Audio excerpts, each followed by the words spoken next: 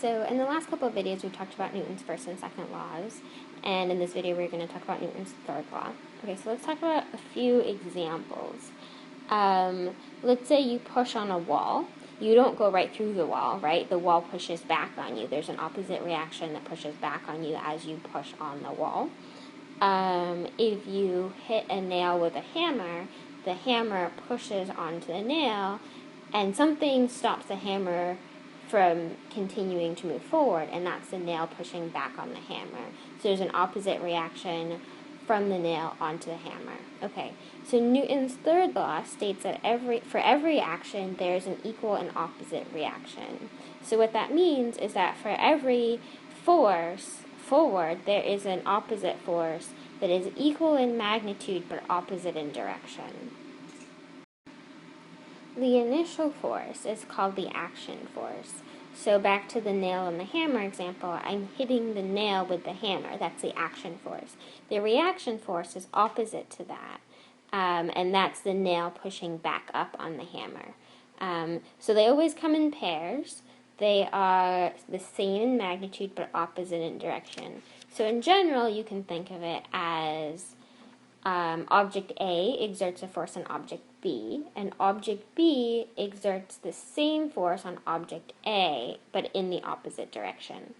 Okay, so a few common examples. If you are driving a car, your tires push down on the road, and the road pushes down on the tires, and that's what moves the car forward.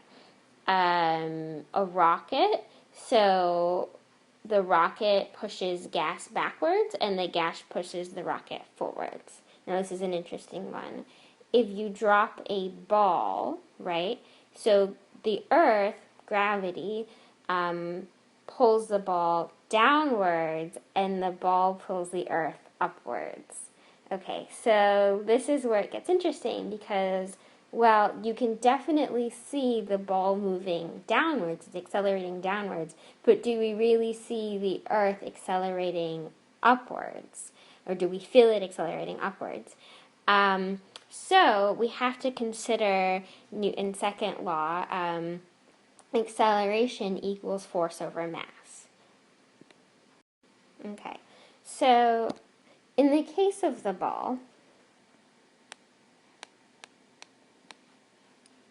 we have that acceleration equals some force over mass, and we have for the Earth the same equation.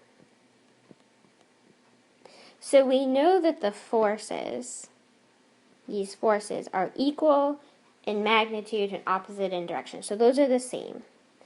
But the mass of the ball is a lot smaller than the mass of the Earth.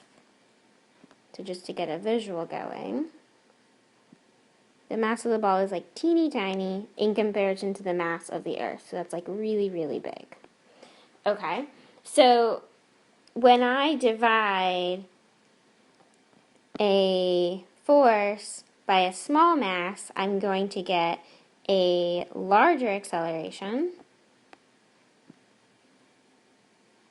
than, let's say, when I divide the same force by a really big mass, I'm going to get a smaller acceleration. Okay, so the acceleration of the ball, because of the differences in mass between the ball and the Earth, is larger than the acceleration of the Earth. An interesting concept is that the ball falls to the Earth, but the Earth also falls up to the ball. Another instance to consider is, let's say you have a gun, right? So you always notice that if you shoot a gun, obviously the bullet moves forward a significant distance at a high speed, and then the gun also kicks backwards, and that's because, well, the gun pushes the bullet forward and the bullet pushes the gun backwards. Obviously the gun doesn't move with the same acceleration as the bullet because the gun has a much larger mass than the bullet. So in terms of acceleration, it is less affected by the same force. So we might be noticing at this point that forces act in equal and opposite directions, and that would kind of lead us to think that forces would cancel and nothing accelerates. So if they're in the same, if the forces are in the same system, then they do cancel and nothing accelerates. But if one force is external to the system, then there is acceleration. So let me give you an example. If I kick a soccer ball, my foot exerts a force on the soccer ball, and the soccer ball accelerates forward. The soccer ball exerts a force backwards onto my foot. But the fact that my foot experienced a force has nothing to do with the force on the soccer ball. That force on the soccer ball is still there, and the soccer ball still accelerates forward.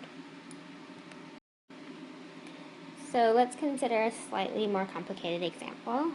This is called the horse-cart problem. It's an interesting problem because there's a lot of different systems in this problem.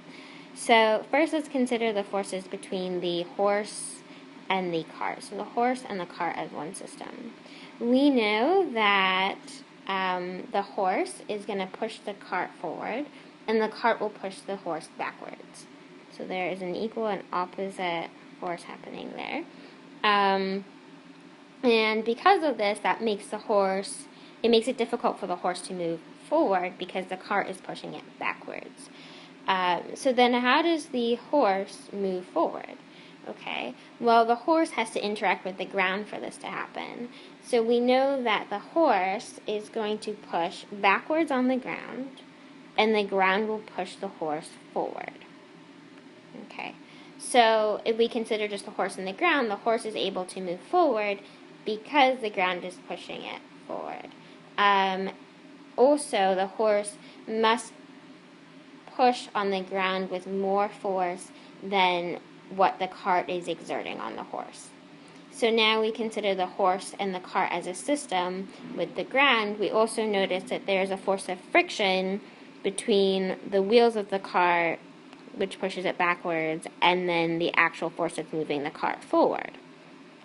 So for the horse to move forward, it must overcome the forces on the cart that's pushing it backwards, and also the force of friction that's pushing it backwards. Once it overcomes those, then it must only overcome the force of friction between the cart and the ground to keep the horse and the cart moving on a whole. So we see that these forces, the pushing forces between the horse and the cart, are internal and don't really affect the force required to keep the horse and the cart moving. Only the force of friction, the forces between the ground and this whole system, affect the ability for the horse to accelerate forwards. Okay, so that kind of wraps up Newton's laws, and in the next couple of videos we're going to be working on some problems that apply them.